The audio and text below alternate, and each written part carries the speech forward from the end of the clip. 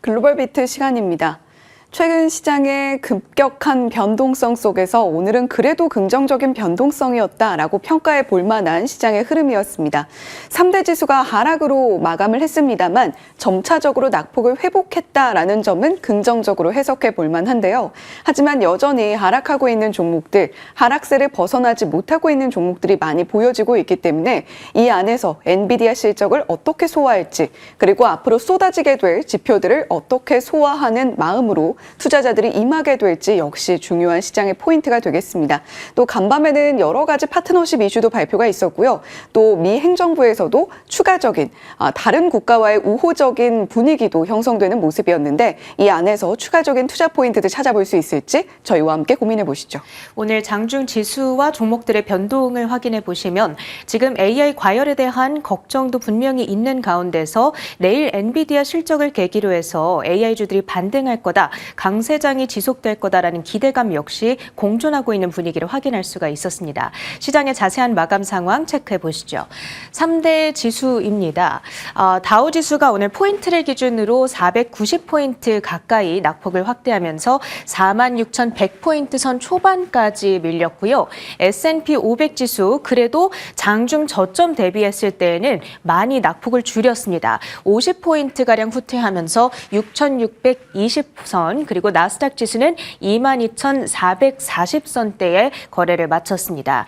이로써 S&P 500 지수는 오늘까지 4거래일 연속 하락세를 나타내면서 지난 8월 이래 최장기간 약세 흐름을 가져가고 있고요. 그래도 눈에 띄는 한 가지 부분은 러셀 지수가 0.7%가량 강세를 나타냈다라는 부분입니다. 전반적으로 증시가 약세를 띠는 가운데서 중소형주들이 상대적으로 아웃퍼폼했다라는 점도 오늘의 특징적인 포인트였고요. 오늘도 증시 하락의 명분은 AI 과열에 대한 우려입니다. 안 그래도 지금 민감해져 있는 시장의 우려심을 또 한 번 자극했던 것은 구글의 CEO죠. 순다르 피차이의 발언이었습니다. 간밤 BBC와의 언론 인터뷰를 통해서 지금의 AI 붐에는 어느 정도 비이성적인 측면이 있다. 만약에 AI 거품이 터진다면 우리 구글을 포함해서 타격으로부터 자유로울 기업은 없다고 생각한다라는 발언이 나왔습니다. 다만 오늘도 장중 지수의 흐름을 보시면 나스닥 지수가 저점 한때 2%대 낙폭 대비 1.2%까지 줄였고요. S&P 500 지수도 장중 저점 대비 절반가량 낙폭을 만회하는 움직임들이 나와지고 있거든요. 그러니까 낙폭이 깊어지면 다시금 반등하고 저가 매수가 유입되는 패턴이 반복되는 건데 뚜렷한 방향이 부재하다라고도 표현을 해볼 수가 있겠죠. 엔비디아의 실적 그리고 주 후반 고용 보고서 등 중요한 재료들이 지나가고 나야 이 방향성이 한 차례 명확해질 것으로 예상이 되는데요. 특히나 엔비디아의 실적이 발표되는 19일 내일이죠. 이날 FOMC 의사록 역시도 함께 발표가 됩니다. 최근 12월 금리 인하 여부를 두고 연준 위원들 간의 목소리가 명확하게 엇갈리고 있다 보니까 이들의 경제 진단 그리고 12월 금리 전망을 좀 자세하게 확인할 수 있다라는 측면에서 이번 FOMC 의사록에 대한 관심도도 어느 때보다 높아질 것으로 보입니다. 그런 가운데 암호화폐 시장의 분위기 변화에도 주목을 해봐야겠습니다. 약 14시간 전쯤이었는데요. 비트코인 가격이 한때 9만 달러 선을 깨고 아래로 내려갔던 순간이 있습니다. 그러자 다시금 매수세가 유입이 되면서 꾸준히 지금 우상향 곡선을 타고 있고요. 현재 구간에서 93,300달러대까지 회복을 하고 있는 모습입니다. 어제 비트코인의 흐름이 나스닥 혹은 미국 증시 전체의 선행지표다라는 이토로증권의 흥미로운 시각을 봤는데요. 만약에 비트코인이 9만 달러 선을 깨고 그 약세 흐름을 계속 지속한다면 이는 그만큼 위험 자산에 대한 투심 약화를 상징하며 따라서 증시의 낙폭도 향후 확대될 가능성을 시사한다라는 발언이었습니다. 그런데 지금의 흐름을 보면 지금 9만 이탈 이후에 빠르게 반등하는 흐름들을 보여주고 있기 때문에 긍정의 하나의 시그널로 우리가 해석해봐도 좋을지 지켜보면 좋겠습니다. 히트맵을 열어서 섹터와 종목들의 표정도 확인해 보시죠. 오늘도 빅테크주들 중심의 약세가 연출이 됐습니다. 특히 피터 틸이 이끄는 헤지펀드가 엔비디아 주식을 전량 매도했다라는 이슈 가운데서 엔비디아의 주가는 계속해서 영향권에 들어와 있습니다. 오늘도 2.8%가량의 마이너스권 움직임을 보여줬고요. 이제 실적 발표가 하루 앞으로 다가왔습니다. 내일 이 시간이면 저희가 엔비디아의 실적을 전해드릴 수가 있을 텐데 이를 앞두고 이달 들어서만 주가가 9%가량 밀려있는 상황입니다. 엔비디아는 AI 업계 내에서의 주도 섹터, 그 안에서도 대장 기업으로 자리를 하고 있기 때문에 이익과 매출 그리고 마진 측면에서 낙관적인 전망을 밝혀준다면 AI 버블에 대한 투자자들의 긴장도를 크게 완화시켜주지 않을까라고 기대하고 있습니다. 그 밖에 AI 종목들로는 마이크로소프트와 팔란티어가 2%대 밀리면서 함께 부담이었고요. 반도체주 가운데서 AMD와 마이크론도 오늘은 4%대와 5%대로 비교적 크게 조정을 받아가는 하루였습니다. 그리고 오늘 빅테크주들 반독점 관련 뉴스들이 참 많이 쏟아져 나왔습니다. 호재와 악재들이 엇갈렸는데 먼저 악재부터 보자면 유럽연합이 아마존과 MS 클라우드를 겨냥하면서 DMA, 그러니까 디지털 시장법 조사에 착수를 했습니다. 기업과 소비자들에 걸쳐서 매우 강력한 지위를 가져가고 있고 따라서 클라우드 분야의 경쟁력과 공정성을 저해시킨다. 이런 주장을 펼치고 있는 거고요. DMA는 EU의 반독점 규제 법규죠. 이를 위반하는 것으로 판단이 된다면 전 세계 총 매출액의 10%에 해당하는 벌금을 부과받을 수가 있습니다. 그렇기 때문에 EU가 DMA 조사에 착수한다라고 이슈가 나올 때 빅테크주들에게는 크게 부담이 가해지는 경향이 있습니다. 오늘 타겟으로 지목이 됐던 마이크로소프트와 아마존의 주가가 비교적 부진했던 이유도 여기에서 찾아볼 수가 있겠습니다. 그런 반대로 호재도 있었는데요. 메타가 미국 FTC와의 소송에서 승리했다는 소식입니다. 앞서 FTC는 소셜미디어 업계 내에서 메타의 독점적인 지위를 문제로 들었고요. 메타를 상대로 반독점 소송을 제기했던 바가 있습니다. 미국 법원은 독점적 지위에 대한 입증이 제대로 이루어지지 않았다라면서 메타의 손을 들어준 거고요. 이에 따라서 메타는 인스타그램과 왓츠앱을 강제로 분할시키지 않아도 됐습니다.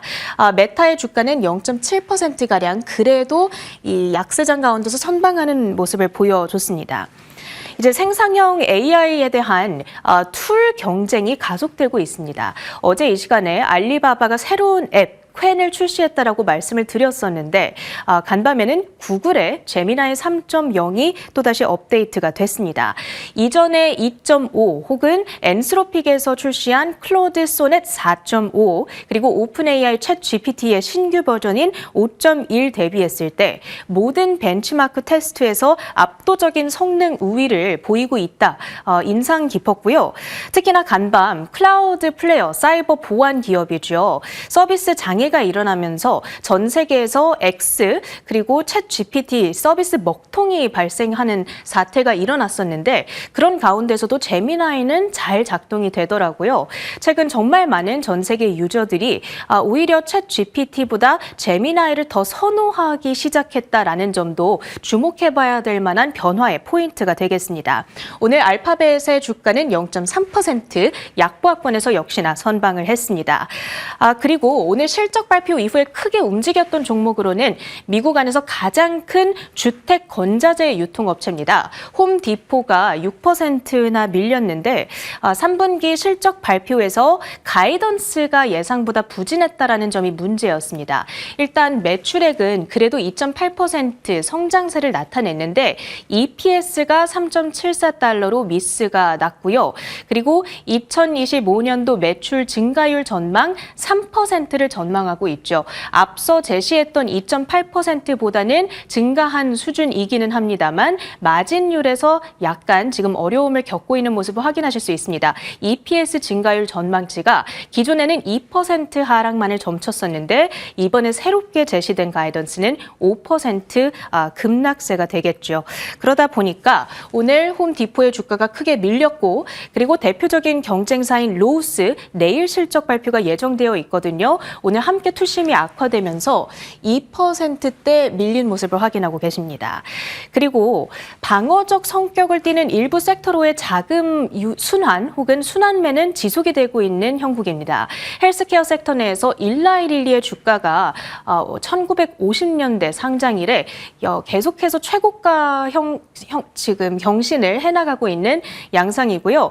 그리고 헬스케어 섹터 내에서 또 하나 아주 크게 강한 초록불을 켜고 있는 종목으로는 메드트로닉이 있습니다. 의료기기를 만들고 있는 업체이고 심혈관 그리고 당뇨병 관리 분야 안에서 매출을 내고 있는데요. 이번에 발표된 실적, 매출과 EPS 모두 양호하게 발표가 됐습니다. 그러면서 주가가 4%대 급등했다라는 점 함께 체킹해 드립니다. 이슈가 있었던 종목들로 넘어가 보시죠.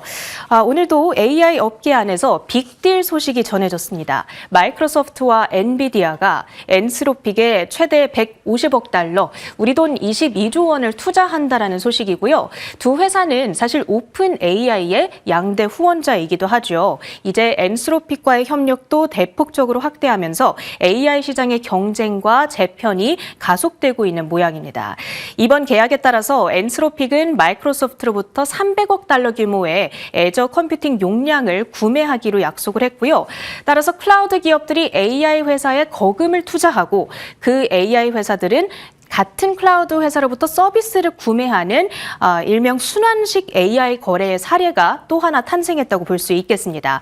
이 같은 투자 소식에도 불구하고 최근 AI 과열 우려로 인해서 MS와 엔비디아의 주가가 함께 압박을 받아갔던 간밤이었고요. 이번 투자로 인해서 어찌됐든 엔스로픽의 기업 가치는 3,500억 달러대로 불어나게 됐습니다. 다음으로 엔비디아, 이제 내일 실적 발표가 나오게 될 텐데 지금 리서치 기관인 오라츠에 따르면 실적 발표 이후에 시가총액이 최대 3,200억 달러, 우리 돈 약 430조 원까지도 변동을 띨 수 있다. 퍼센테지로 환산을 하면 무려 7%의 등락 가능성입니다. 실제로 엔비디아는 지난 12개 분기 동안 실적 발표 다음 날 주가가 평균적으로 7.3% 움직인 바가 있고요. S&P 500 지수 안에서 이 엔비디아가 지금 차지하고 있는 비중이 무려 8%입니다. 그렇기 때문에 지수 증시 전체의 변동성 확대로 이어질 수 있다는 점에 유의를 해보셔야겠습니다. 그 밖에 주가가 크게 움직였던 조금 작은 종목들로 해서는 먼저 스트래티지입니다. 비트코인 가격이 반등하자 일부 암호화폐 관련주들이 반등세를 띄었고요. 특히나 스트래티지의 주가가 강하게 튀었습니다. 참고로 스트래티지는 지금 이미 비트코인을 세계에서 가장 많이 보유하고 있는 기업이잖아요. 그런데 최근에 가격 하락을 매수의 기회로 삼았습니다. 지난 한 주 동안 비트코인을 8,000개 이상 추가로 매입, 총 보유 수량은 이제 65만 개에 이릅니다. 간밤 주가는 5.8% 뛰면서 200달러 선을 돌파했고요. 마지막으로 BNPL, 선구매 후 결제 플랫폼이죠. 클라르나, 지난 9월에 IPO를 치른 이후 첫 번째 실적 발표에서 전년 동기 대비 적자로 전환한 것으로 드러났습니다. 그러면서 주가가 급락세를 나타냈죠. 9.3% 마이너스권에서 거래를 마쳤다는 점 확인합니다. 이제 주요 외신 헤드라인들로 이어가겠습니다. 네, 앞서서 체린 앵커가 클라우드플레어의 오류 사실을 함께 전해주었는데요. 이러한 노이즈들이 AI 센티멘탈을 조금씩 흔들고 있는 것은 분명해 보입니다. 자, 그렇다면 클라우드플레어 우리에게는 그렇게 익숙한 종목은 아닌 것 같은데요. 전 세계 100개국 310개 이상의 데이터 센터를 운영하고 있습니다. 그리고 무엇보다 글로벌 전반적으로 인터넷의 트래픽 보안과 네트워크 성능을 최적화하는 것을 가장 앞단에서 처리하고 있다라고 보여지는 기업인데요. 챗 GPT, X 전반적으로 LLM 모델들이 제대로 작동하지 않는 모습을 보여줬습니다. 제가 직접 캡처를 한 화면인데요. 챗 GPT 저도 자주 이용을 하는데 이렇게 오류 화면이 뜨더라고요. 그리고 클라우드플레어라는 기업명도 명백하게 드러나면서 cloudflare.com의 차단을 해제하십시오. 이러한 오류 멘트가 떴습니다. 다행히 계속해서 새로 고침을 하다 보니까 아주 긴 시간 동안 이 서비스 장애가 이어지지는 않는 한 모습이었는데요.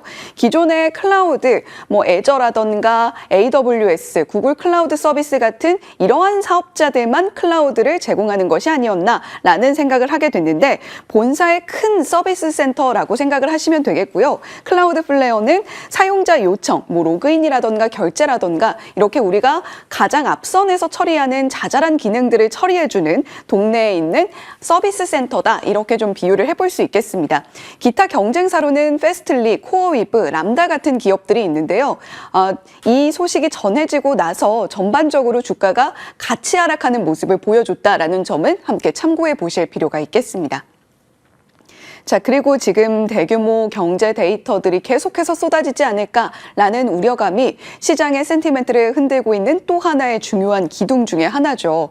그런데 불안한 지표 일단 확인이 됐습니다. 미국의 민간 고용 지표가 최근 4주 기준 주당 평균 2,500명가량의 감소세가 확인됐다라는 내용인데요. ADP의 코멘트 함께 살펴보시죠. 일자리 창출이 둔화하고 있지만 신규 채용의 비중은 높아졌다. 더 많은 근로자가 퇴사하고 있다는 사실을 시사한다. 이게 무슨 말일까요? 일자리 창출 자체는 둔화하고 있다는 것은 지금 기존에 있던 퇴직자들의 자리를 대체하는 신규 채용만이 이루어지고 있다는 이야기입니다. 이러한 ADP의 코멘트가 앞으로의 고용시장을 전반적으로 바라보는 시각에 하나의 시사점을 주지 않을까라는 생각이 드는데요. 그와 함께 우리가 또 주의해야 될 또 하나의 포인트가 있습니다. 연준의 영래포 잔액이 10억 달러를 하회했는데요. 2021년 3월 이후에 처음입니다. 연준의 영래포는 시장의 완충장치다라고 생각을 하시면 될 것 같은데 미국의 금융 시스템의 초과 유동성을 볼 수 있는 가늠자입니다. 그러니까 미국 전반적인 금융 시스템 상에서 초과 유동성이 조금씩 말라간다라는 점은 이런 위험자산 시장에는 조금 악재로 여겨질 수 있는 중요한 포인트가 되겠다라는 부분도 참고해 보시면 좋겠죠. 자, 더불어서 사우디아라비아와 미국의 이 정상회담 소식 이후에 반도체 시장에 조금 훈풍이 더 깃들어 줄 수 있지 않을까라는 작은 센티멘탈, 작은 모멘텀에 시장은 집중을 하고 있습니다. 미국은 첨단 칩 수출 허가 승인 협상 진행될 것이다라는 이야기를 사전 인터뷰에서 내놨고요. F-35 전투기에 대한 판매 계획도 트럼프 대통령은 공언을 했습니다.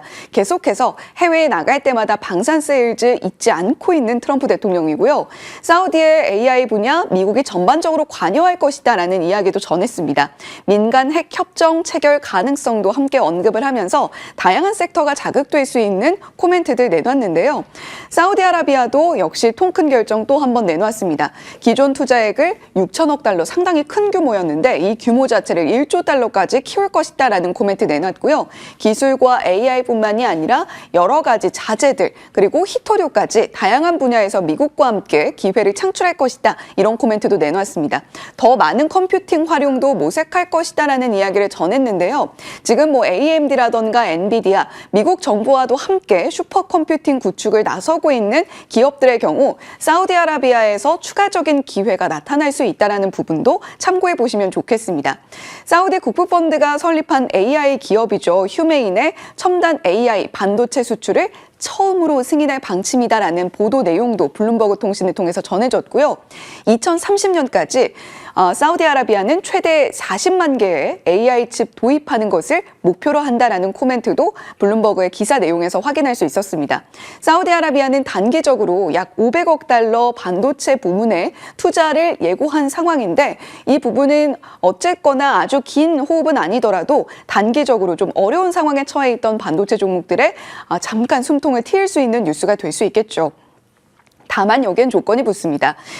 사우디아라비아에 이렇게 수출을 하게 되더라도 이러한 핵심 기술의 중국 유출을 막을 엄격한 보안 조건이 포함될 것이다라는 내용도 함께 전해졌는데요. 이 보안 조건은 구체적으로 어떤 것인지에 대한 코멘트는 따로 확인되지 않았습니다. 자, 이렇게 반도체 섹터 다시금 좀 살아날 수 있는 모멘텀을 해외에서 또 한 번 찾아내고 있는 미국인데요. 자, 이번에는 알파벳 CEO의 경고, 과연 어떤 내용이고 시장에는 어떤 여파를 미칠 수 있는 것인가 이 부분도 상세하게 들여다보겠습니다. 구글 알파벳의 순다르 피차리 CEO, 피차이 CEO, AI 버블이 어떤 기업에게도 자유로울 수 없다라는 이야기를 해놨습니다. 현 상황은 분명히 비범한 순간이나 비합리적인 요소가 분명히 존재할 수 있고 이전의 닷컴 버블 당시와 똑같게 비교를 할 수는 없겠으나 AI도 궁극적으로는 과도한 투자나 과열이 분명히 그 과정 안에서 있을 수 있다라는 이야기를 전했습니다. 자, 이 발언에서 저희가 어떤 포인트들을 찾아볼 수 있을까요? 바로 어제 글로벌비트에서 전해드린 내용입니다. JP모건의 엔비디아 실적 전망에서 AI 버블과 관련한 코멘트가 있었다라는 내용 전해드렸는데 AI 투자 자금은 2030년까지는 일단은 충분해 보인다라는 코멘트를 JP모건에서 내놨죠. 향후 5년 동안 전반적으로 하이퍼스케일러들이 120기가와트 데이터 센터 용량을 증설할 전망인데 버블이 아니라 일단 현재로서는 장기 투자 사이클의 초기로 보는 것이 좋을 것 같다라는 코멘트도 확인해 볼 수가 있었죠. 자, 일단 엔비디아 실적 발표는 내일 6시 20분에 나오기 때문에 이 시간에 최대한으로 전해드릴 수 있도록 할 텐데요. 자, AI 지금 결국에 투자가 우려되고 있는 부분들은 지금 미국과 중국 사이에 일어나고 있는 기술 격차가 점차적으로 좁혀지는 과정에서 하이퍼스케일러들만 막대한 투자를 집행하는 것이 아닌가 하는 우려 때문입니다. 또 다른 딥시크 모먼트가 도래하고 있는 것은 아닌지 걱정이 커지고 있다라는 말인데요. 중국 베이징 기반의 문샷 AI라는 굉장히 작은 스타트업 기업이 있습니다. 그런데 11월 초에 키미 K2 Thinking이라는 제품을 출시를 했는데요. AI 인텔리전스 지수에서 오픈 AI의 챗 GPT 5.1에 이어서 2위의 벤치마크 성능을 보여줬다라는 데이터입니다. 지금 빨간색으로 표시된 부분들이 모두 중국 기업들의 AI 모델이라고 보시면 되겠고요. CNBC에 따르면 이 키미 K2의 훈련 비용이 460만 달러에 불과했다라고 이야기를 하고 있습니다. 물론 문샷 AI의 경우에는 이 부분이 아주 구체적인 숫자는 아니다라고 확인을 시켜주긴 했는데요. 제프리스의 경우에는 중국 테크 기업의 2025년까지의 합산 자본이 2년 동안 미국보다 82%나 낮았다. 또 이런 이야기를 하고 있습니다. 단 벤치마크 성능만으로 모델을 비교하는 것은 조금 여러 가지 데이터들을 무시할 수 있다는 점에서 아주 권장하는 부분은 아니기는 합니다. 자, 그렇다면 마이크로소프트 캐펙스 숨고르기에 들어갔다라는 데이터도 함께 확인이 되고 있는데요. 앞서서 순다르 피차이 CEO 역시 구글 알파벳 제미나이에 굉장히 많은 에너지를 쏟고 있기는 합니다만 하이퍼스케일러들 가운데에서도 점차적으로 좀 캐펙스 지출에 숨고르기에 들어가는 모습들을 우리가 목도할 수도 있다라는 부분은 참고하실 필요가 있겠습니다. 하이퍼스케일러 비교 데이터 센터 리스 용량을 들여다봤을 때 마이크로소프트가 작년만 해도 60% 굉장히 많은 리스 용량을 차지했거든요. 그런데 점차적으로 25%까지 떨어지고 있는 모습입니다. 마이크로소프트의 경우에는 3.5기가와트 규모의 2028년 완공을 목표로 했던 자체 데이터 센터 건설도 중단을 한 상황인데요. ROIC, 자본을 투하해서 과연 어느 정도까지 수익을 끌어낼 수 있는가의 여부가 지금 앞으로 캐펙스 투자 여부를 확대할지를 계속해서 결정짓는 아주 중요한 요소가 되게 될 것으로 보입니다. 자, 이런 가운데에서 AI 확산에 적은 부채와 병목이 될 것이다 라는 이야기 계속해서 드리고 있죠. 오라클은 9월 이후에 560억 달러나 회사채 발행을 해냈고요. 메타와 구글 그리고 아마존 150억 달러인데 지금 120억 달러로 나가고 있습니다. 3년 만에 회사채 발행 불안 속에서 과연 노이즈를 키우게 되는 건 아닐까 이러한 질문들 던지게 되는데요. 6개 만기 구분 최대 40년 만기의 채권 가격으로 미 국채 대비 1.15%포인트 높은 수익률로 발행이 되게 됩니다. 자, 여기서도 역시 중요한 것은 ROIC, 투하 자본 수익률일 텐데요. 차입 비용이 4.74%가량으로 나타나고 있거든요. 그런데 주주 기대 수익이 이보다 높은 것을 확인할 수가 있습니다. 오라클과의 사례와는 조금 다른 것이 오라클과 아마존의 이 회사에 대한 기업 신용도 자체가 다르고요. 이렇게 4%대의 차입 비용을 들여서 주주 기대 수익으로 한 3%가량 차익을 얻을 수 있다면 아마존의 투자는 그리고 아마존의 회사채 발행은 합리적인 결정이었다라는 결과로 이어질 수도 있다는 점은 참고해 보실 필요가 있겠습니다. 자, 골드만삭스는 올해 AI 관련 주식 AI 인프라 기업에 집중되고 있다라는 이야기를 해놨는데 구글과 메타가 추진하고 있는 홍해통과 해저 케이블의 건설이 지연되고 있다라는 소식도 주목해 보실 필요가 있겠습니다. 자, 더불어서 2025년 내에 미국 사회, 지역사회 반대로 인해서 8개 프로젝트가 중단됐고 9개 프로젝트가 데이터 센터 건설 연기됐다라는 소식도 함께 전해지고 있으니까요. 이런 병목 현상도 AI 확산의 중요한 발목을 잡고 있는 만큼 우리가 계속해서 체크를 해보실 필요가 있겠습니다. JP모건에서는 향후 5년 동안 120기가와트 추가될 예정이지만 이 리드 타임을 좀 중요하게 볼 필요가 있다라는 코멘트를 내놓고 있는데요. 최근에 지멘스 에너지와 GE 버노바의 주가 추이가 조금씩 갈리고 있는 것도 이 부분입니다. 지멘스 에너지의 경우에는 가스터빈 판매량 100% 는 가운데에서 여러 가지 포트폴리오를 구축하고 있다 보니까 실적에 빨리 반영이 되는 편이고요. GE 버노바의 경우에는 대형 가스터빈 중심이다 보니까 시간도 굉장히 오래 걸리고 실적에 반영되는 데까지 시간이 좀 걸리는 부분이 주가의 향방을 결정하고 있다라는 부분까지 참고해 보시면 좋겠습니다. 자, 더불어서 네오클라우드가 과연 어느 정도의 데이터 센터 용량을 제공하고 있는가 그 데이터까지 함께 전해드리니까요. 참고해 보시면 좋겠습니다. 글로벌 비트 전해드렸습니다.